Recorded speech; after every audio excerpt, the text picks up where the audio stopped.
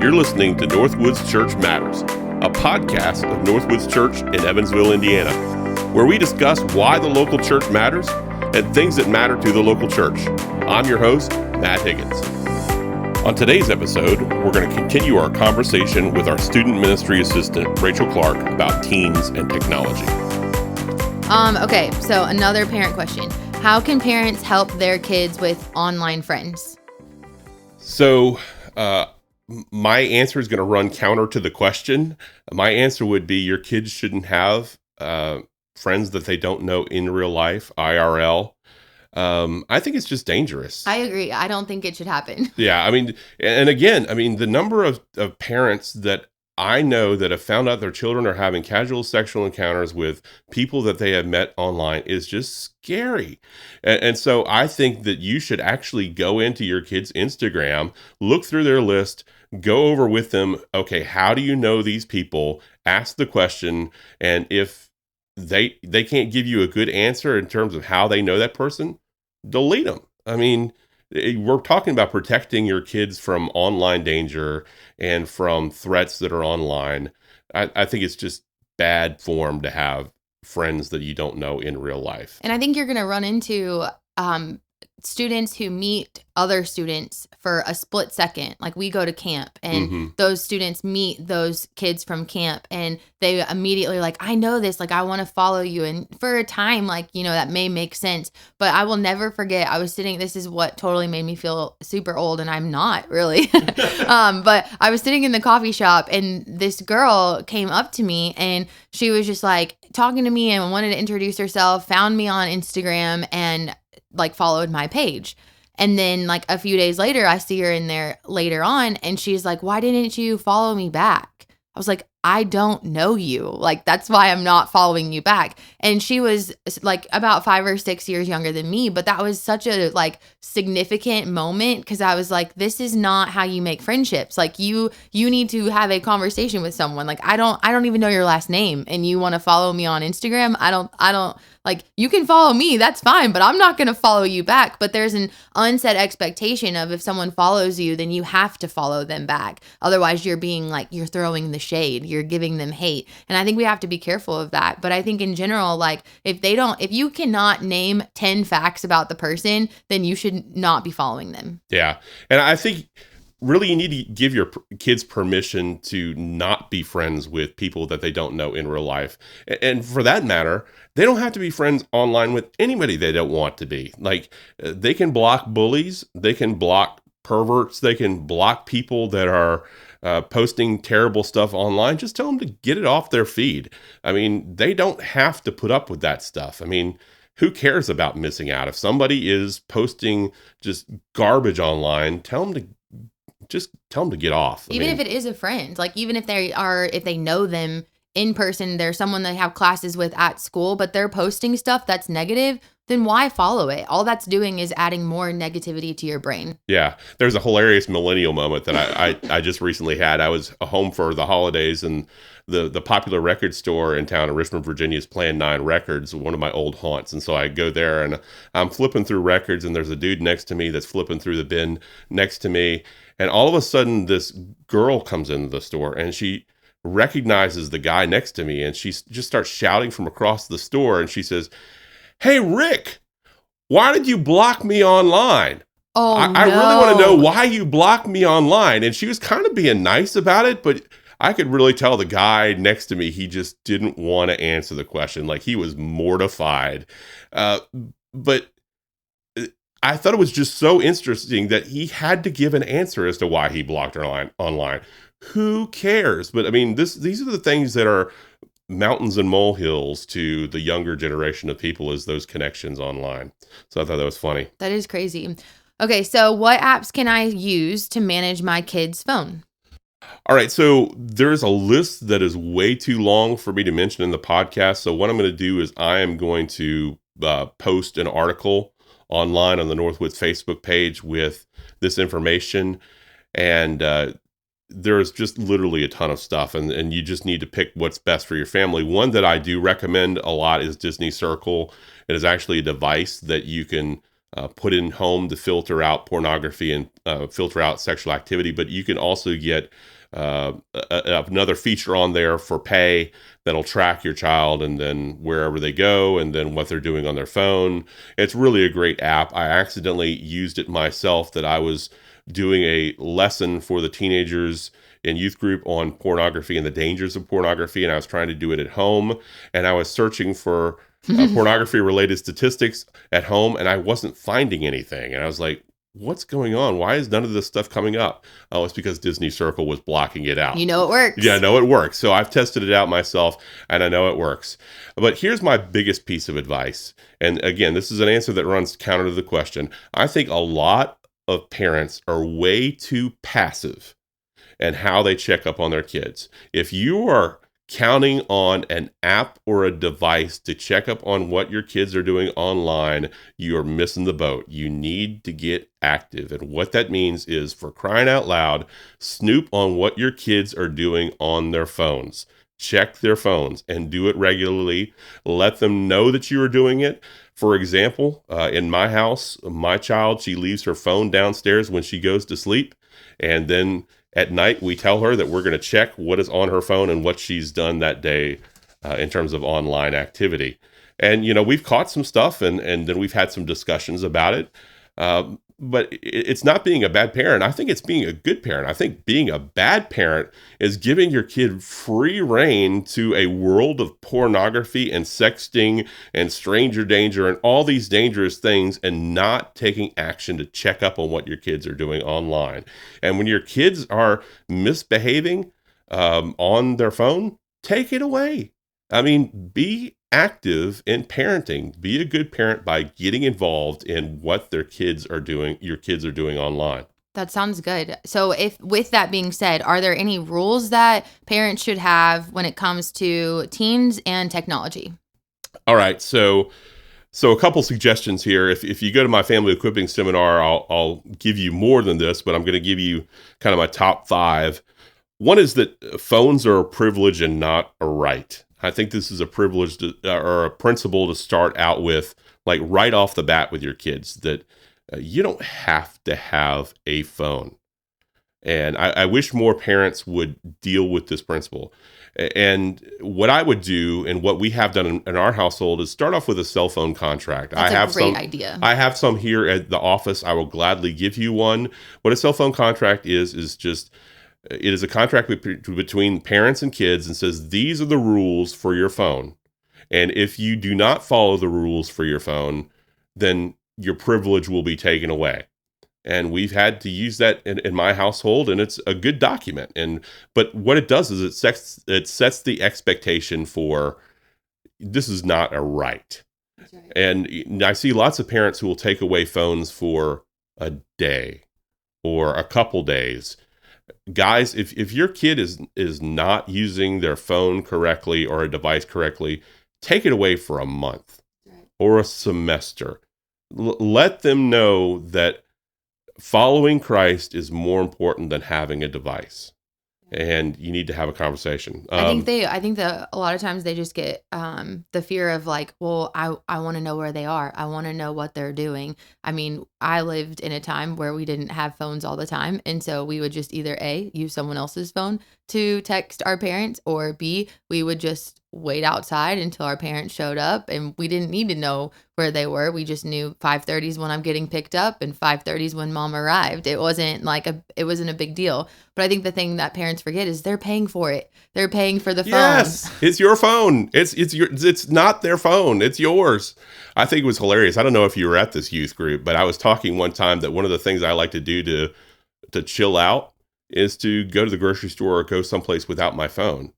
And then I mentioned this in the middle of the youth group, and then I was immediately heckled by a number of students. Like, how could you do that? How could you go somewhere without your phone? I was just flabbergasted, but it is possible. That's right. We lived in a world with rotary phones. I mean, we did it. They don't know what that is. Yeah, I know.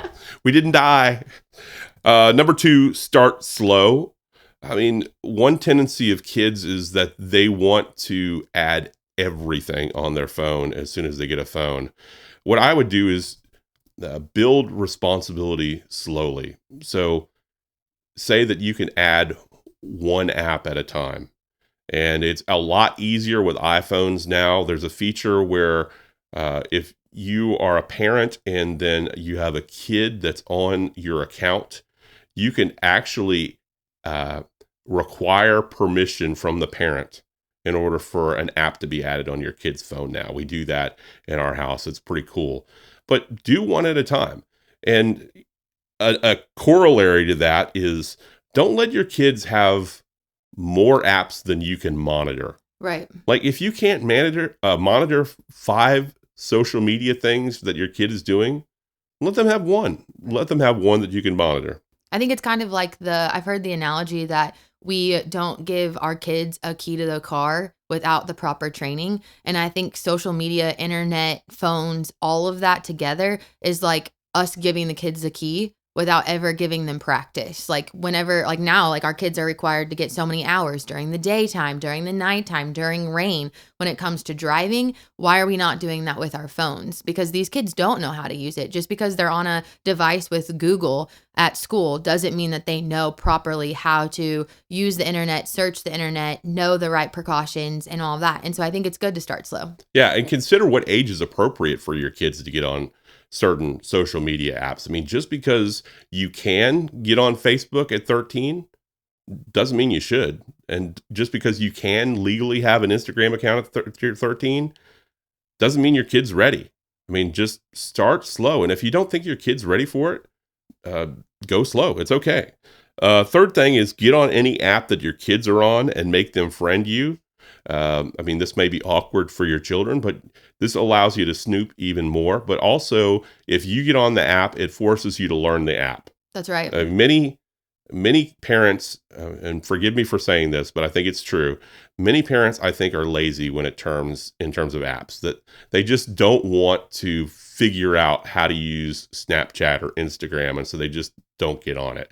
But I think if your kids are using it, you have to learn. You have to be concerned about your kids' safety. So figure it out. Be proactive. Well, and I think one of those things too that like people don't know, because I think the idea is, well, you can friend them on one account, but what if your kid has a Finsta? That's those like fake Instagrams. Yeah. How do you know if your kid's doing that? And I would just say, again, like you said, learn the app. If you have multiple accounts underneath your, like you can go to your home page, and if there's an arrow next to your username, then that means there's multiple accounts there. I have our Northwoods account for student ministry plus mine, and that arrow is always there. If there's notifications on the other account, I still get the notifications under like my, like whatever account I'm still on. And so I think it's good for the kids and to know like, hey, if you have multiple accounts, I'm not like dumb enough. I can go find this. Like I can find the other account. But a lot of times our students are using like completely falsified names and creating these false accounts and then deleting them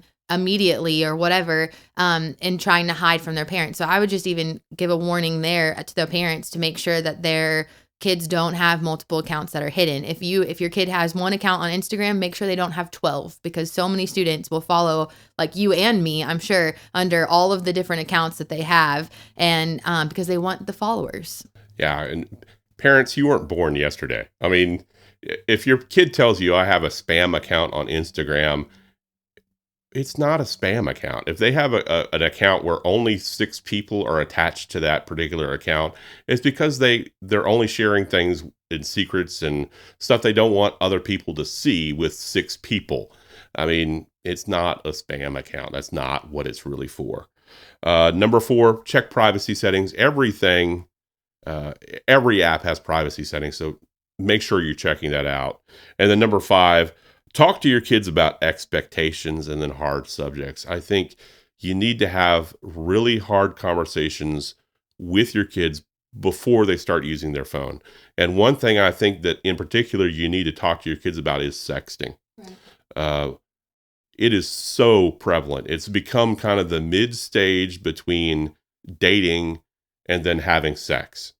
It's just this preparatory work or this groundwork that in a relationship it's leading up to sexual activity. It's a testing of the waters or a way for kids to have sexual contact with each other that they think is quote unquote safe.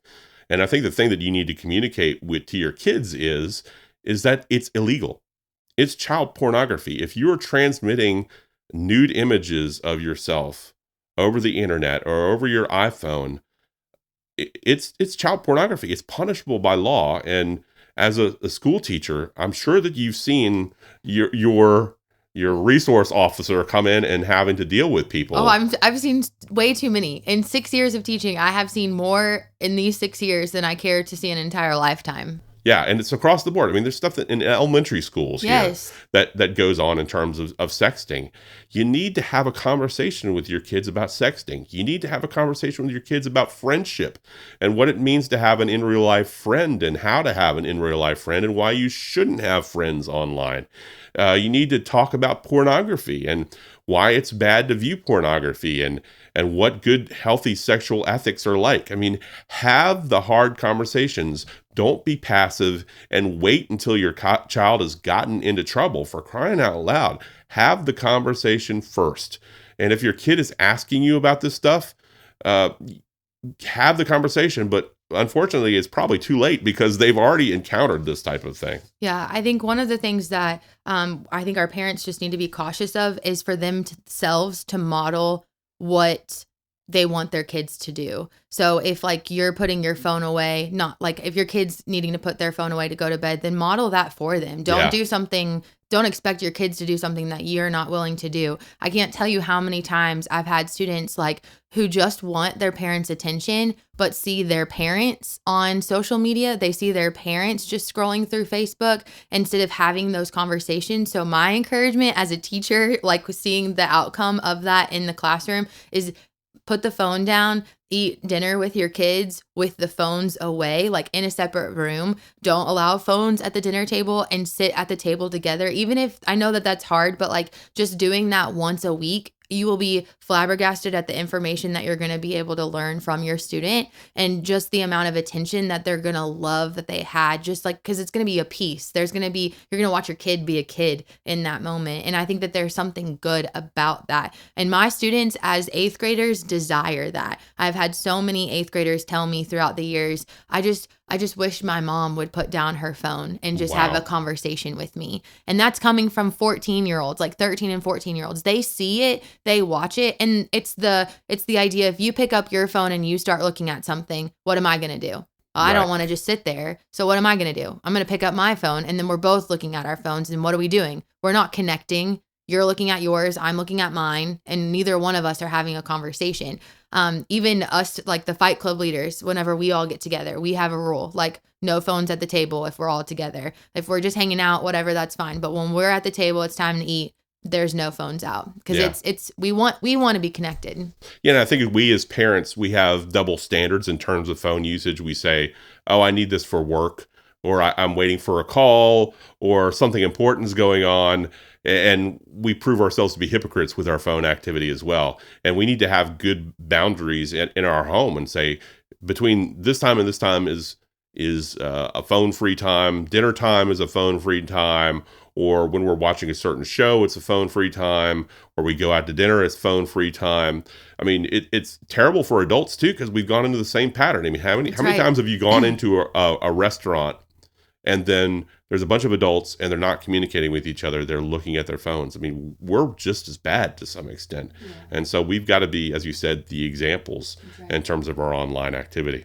It'll be worth it in the long run. Absolutely. All right, Rachel, thanks for your time. And if you're a parent and we didn't answer your question, what I'd recommend that you do is just email me at matt, M-A-T-T, at northwoodschurch.org. Again, that's Matt, M-A-T-T, at northwoodschurch.org. Email me your question, and we will do a follow-up podcast on this topic again with more questions, because I'm sure you have even more questions after we are doing this podcast.